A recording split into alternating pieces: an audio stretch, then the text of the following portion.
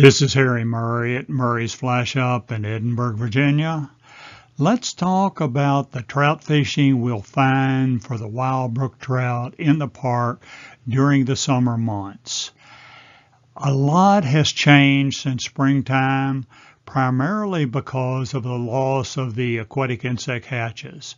So we'll use different tactics, a more stealthy approach, lighter tackle possibly, and then go to the insects and techniques that are appropriate for the summer months. There are many different beetles in our mountain streams.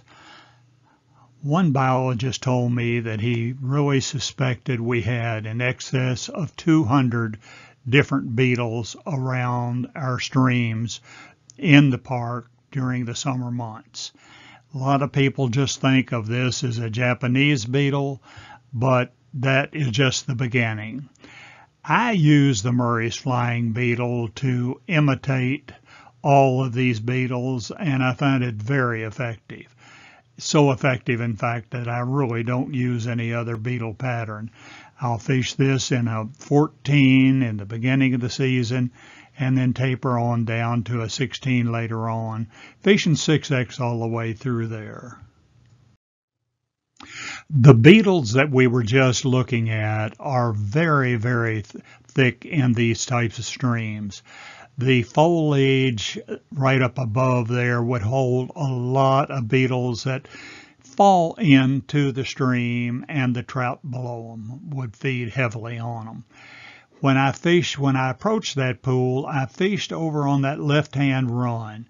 I caught one right there right away. I gently released him in the tail of the pool, and then I caught one right up above him, another again on that Murray's flying beetle.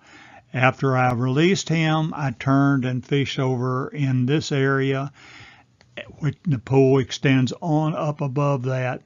And I got a nice strike up in there and caught him on the second drift.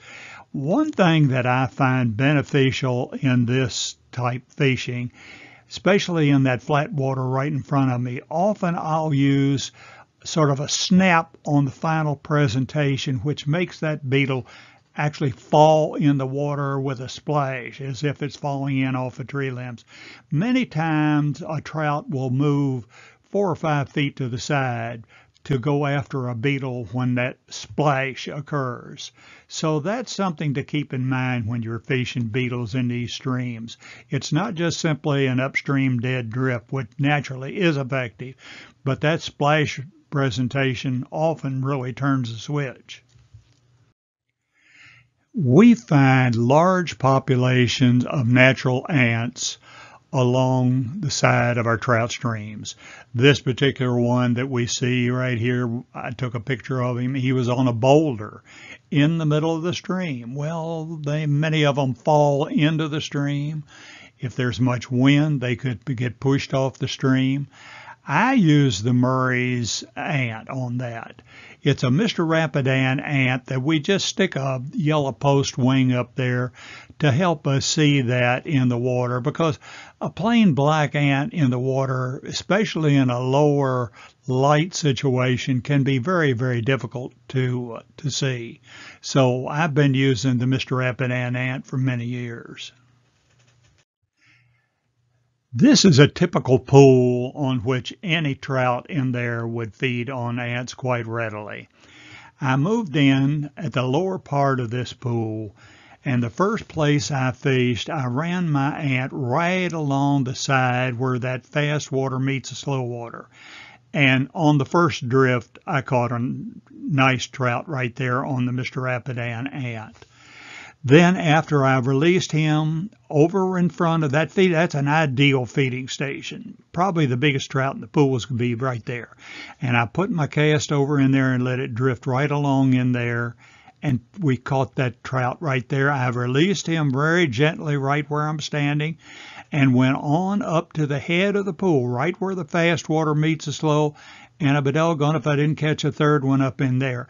Now, these are natural drifts. I'm not splashing them or doing anything with them.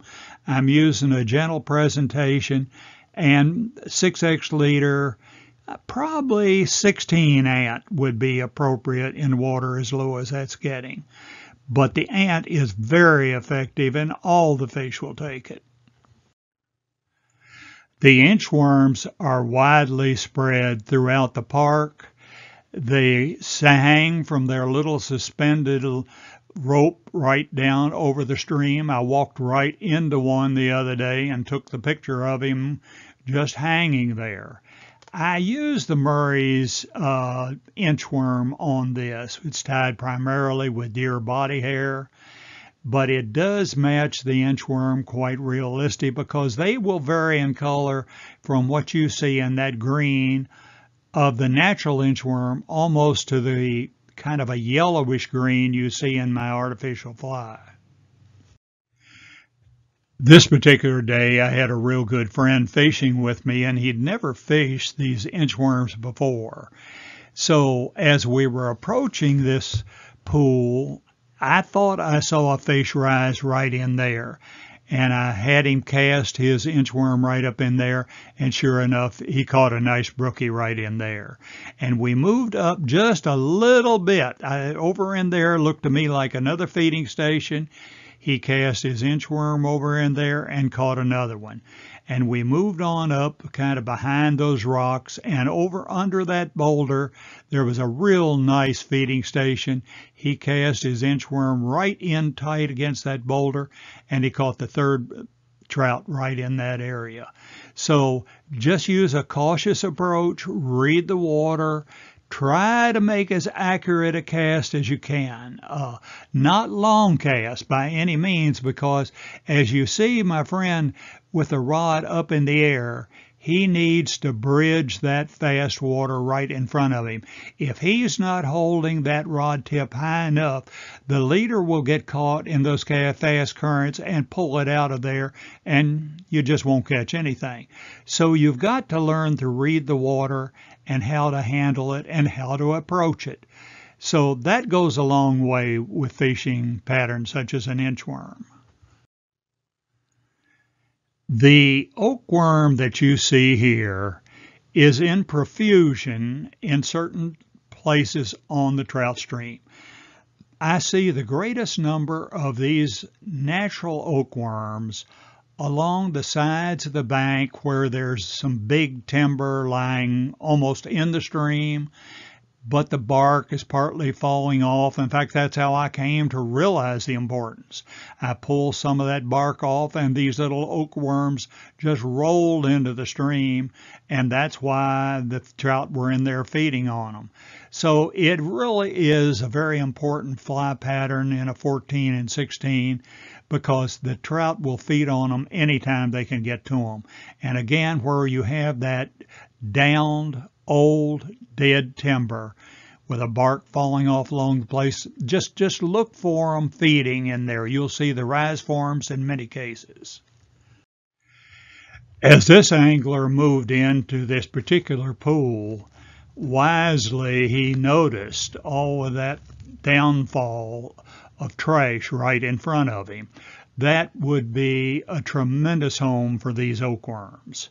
So he moved on up to where you see him, and right up in below that downfall, he caught a real nice brookie that was feeding on the oakworms. He released that very gently and then put a cast over on that side, another trout feeding on the oakworm. So that's the kind of place you would look for. When you see timber like that lying along the stream, just be on the lookout, because those oakworms are going to fall in the stream, and you can bet your life the trout are going to feed heavily on them. This is the Murray's housefly, which you'll notice I've tied with down wings on the side. Those wings lie down flat on the water on each side, giving an entirely different silhouette than the average fly that we use today. I have found this extremely effective when a natural beetle wouldn't do the job.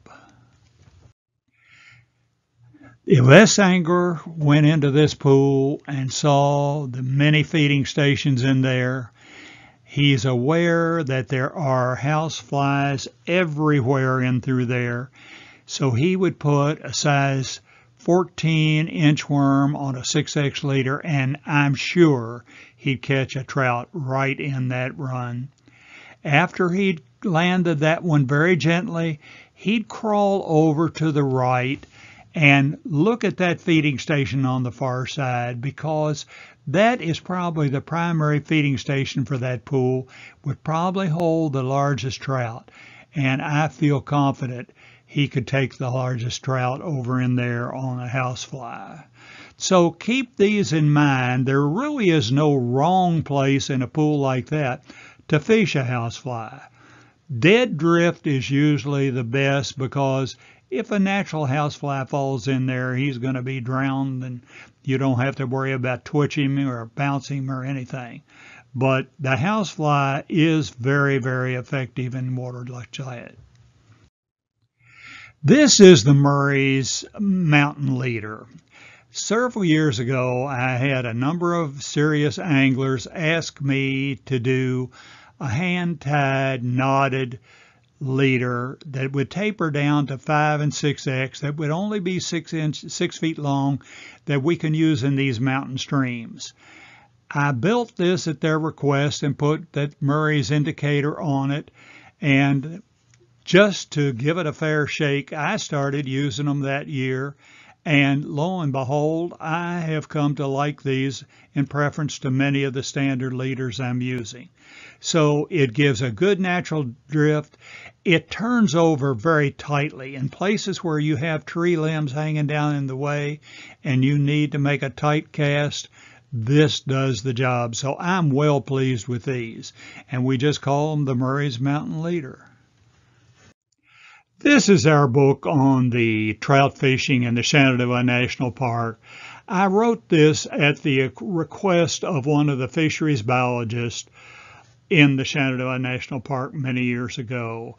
The gentleman was David Haskell. He was a very good friend. In fact, he learned his trout fishing with me, but we wrote the book to provide the anglers access to the stream. Probably over 30 streams are listed in there, with the access places, the trails that take you to the stream, the tactics, the hatches, the flies to use. It's really going to give you an insight into the trout fishing in the Shenandoah National Park.